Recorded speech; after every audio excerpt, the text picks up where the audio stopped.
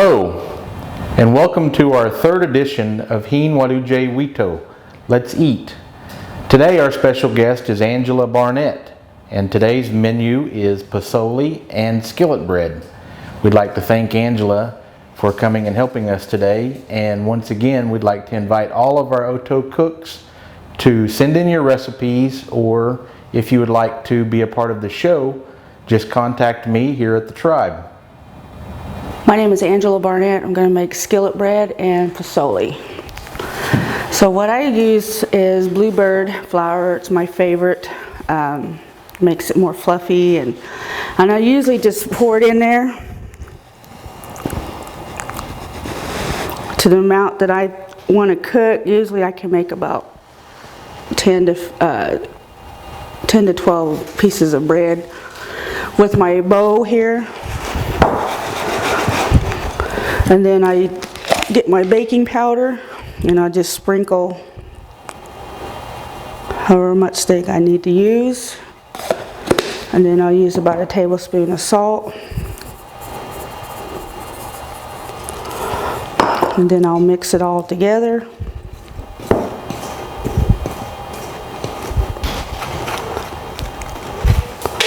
And then I'll add my hot water. Just a little at a time, and then I'll start making it.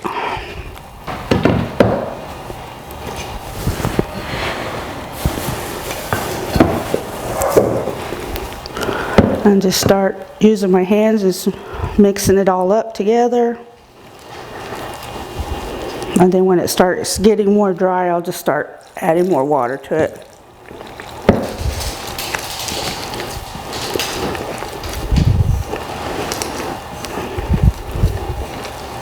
Just to get the right consistency of the dough.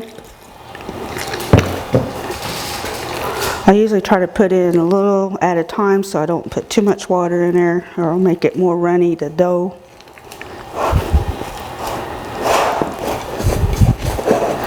And get all the flour mixed in with the dough, so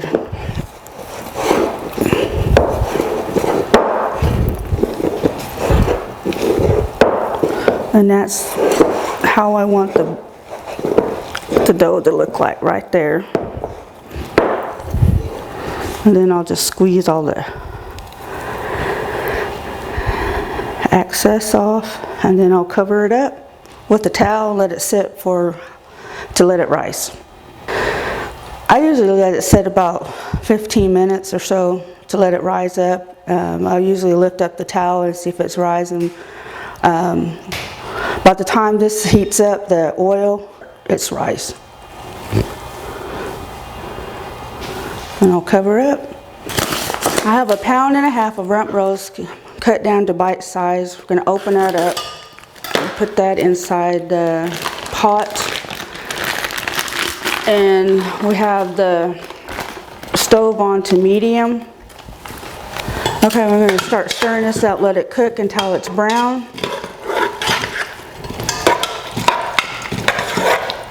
After your meat is browned and everything, you just go ahead and add a cup of onions.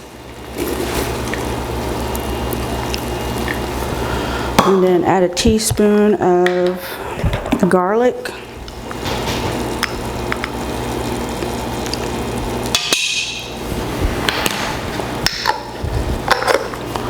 And go ahead and start stirring this in.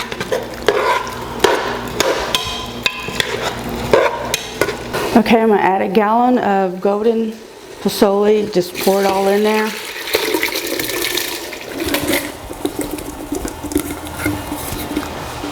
And then we use Rotel original. You can use medium, mild, or hot. So add all that in there.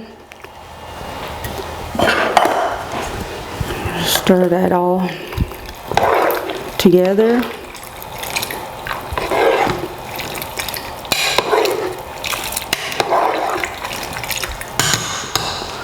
And then we're going to add a teaspoon of medium red chili pepper.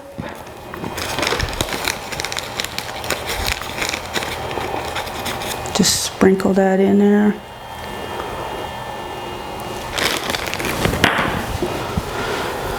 And stir that in. And add salt for taste. And this is about a teaspoon of salt. And there you go. And just let it cook. Okay, before I start kneading my bread, I always preheat my pan, and I'll just put enough oil in there to cover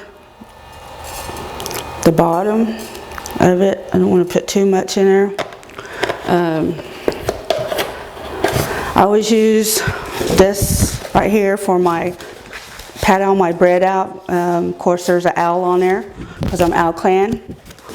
So I'll just get a cup of flour and I'll just sprinkle it all over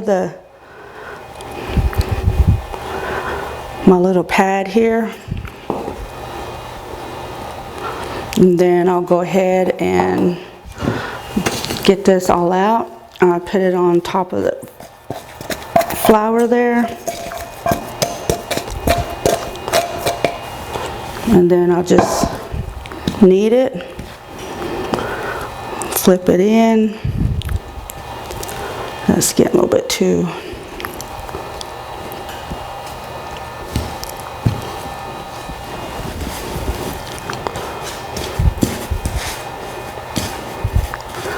Alright, and then I'll just spread all this flour out, and I'll just start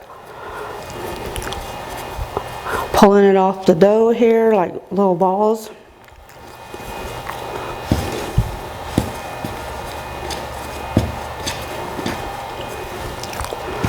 And usually my amount I usually make, but in my bread, my bowl here is probably about 10 to 12. I don't try to make too much. And just start making your little balls there. And there's 9. And then usually I'll pinch off the biggest one here, which is this one. And just kind of make a mini little skillet bread. And I try to dust off all the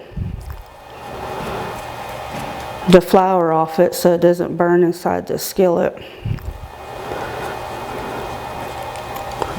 And usually this is my tester. I'll just put that in there, and I'll get a fork.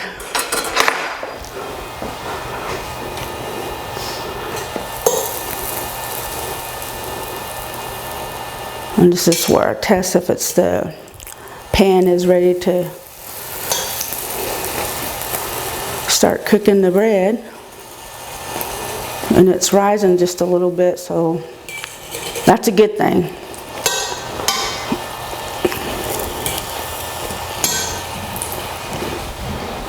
And then I'll just start patting these out. It depends on however big you want your bread.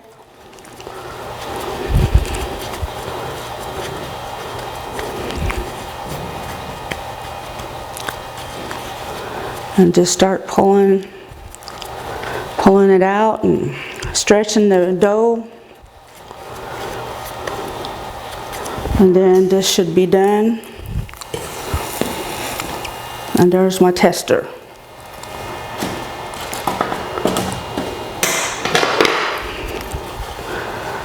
If they were smaller, I'd put about 2 or 3 of them inside the pan, but we're just going to do one at a time. And then while that is cooking, I usually start on my next one.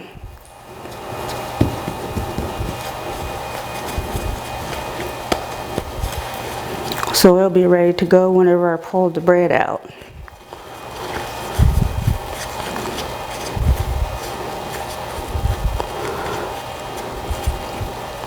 Some people like to roll the dough out with the rolling pin, but I just rather do it by hand. And then I'll flip it over. And it's starting to rise.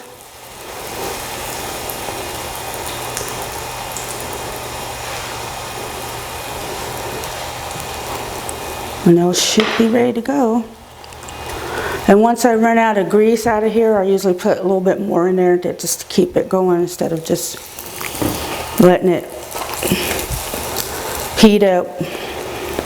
So I just add a little bit more each time, maybe after 2 breads, I'll add a little bit more so it will be heated up by the time I get my 3rd bread in. And there you go. There's the first one. Then I'll put this, swirl it around in the oil.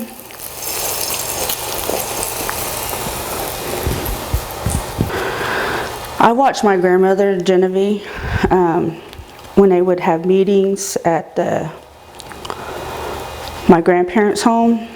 I noticed a lot of the ladies all came together, helped out, cooked and made bread, and my grandma would always make bread, and I would watch her. She would make in those big tubs, soup tubs that they had, and she would make her bread in there. And my job was to make sure that I flipped the bread. So I just watching her, and then as the years went on, I decided to see if I could make the bread, and it didn't turn out the way she had it. And then just start playing around with it, and then I started making skillet bread, and it was more better than my fried bread. So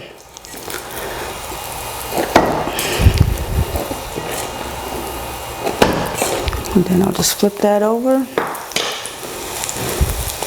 But my grandma was the one that taught me a lot about cooking, and she never measured anything. So when people ask me, well, how much do you do this? I said, I always use a pinch or a handful.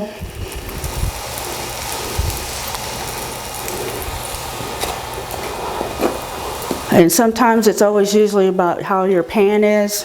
This is my favorite. I use it all the time. However, the bread turns out, especially when we're cooking on a electric stove.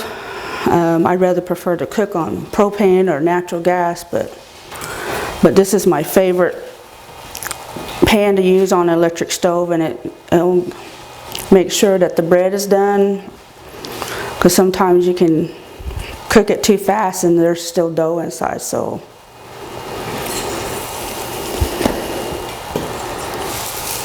and there's the second one. I like using Bluebird flour. It seems like to me it's softer, and your bread comes out a little bit more. I've tried to use Walmart, the all-purpose. Usually I use that for when I put it on my little pan here to make my dough and stuff and knead it and everything. But I prefer that, and I can get it at Shawnee. When I go out to New Mexico or go out there and visit, I always load up on the Bluebird, and I prefer that. It just seems like it tastes better. It rises better. I mean, everything just turns out real good with the bread. Other people prefer different brands, but I prefer Bluebird,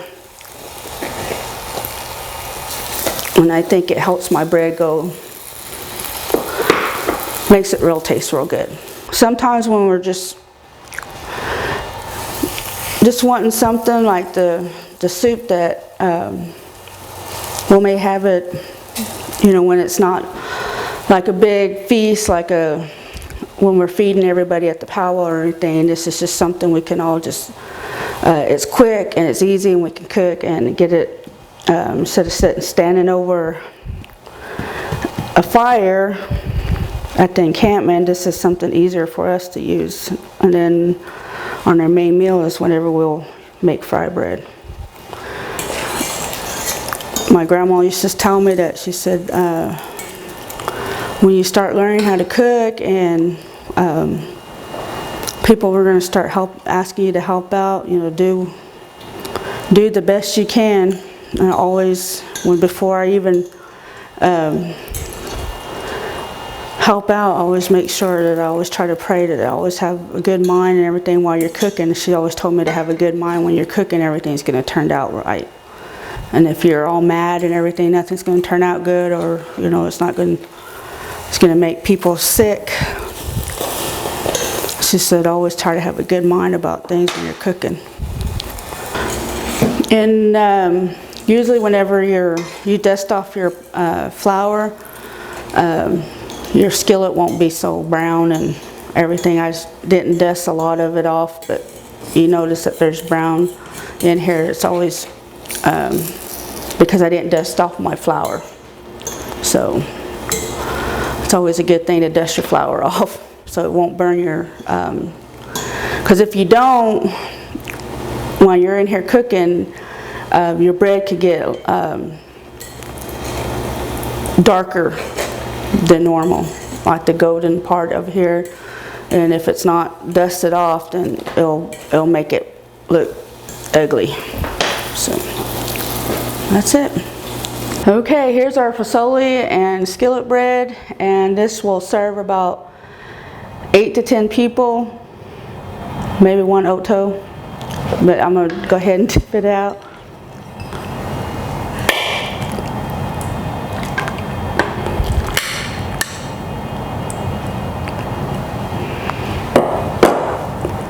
And I made 9 pieces of bread, so there you go.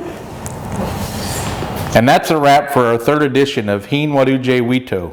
Once again, we'd like to thank Angela Barnett, our special chef, for her delicious posole and skillet bread. We'd also like to say thank you to the 1,500 viewers on our YouTube channel. We've had views from our Ho-Chunk tribe in Wisconsin, the Winnebago tribe of Nebraska, and all the local tribes here in Oklahoma. Stay tuned for more editions of Hinwarujewi To.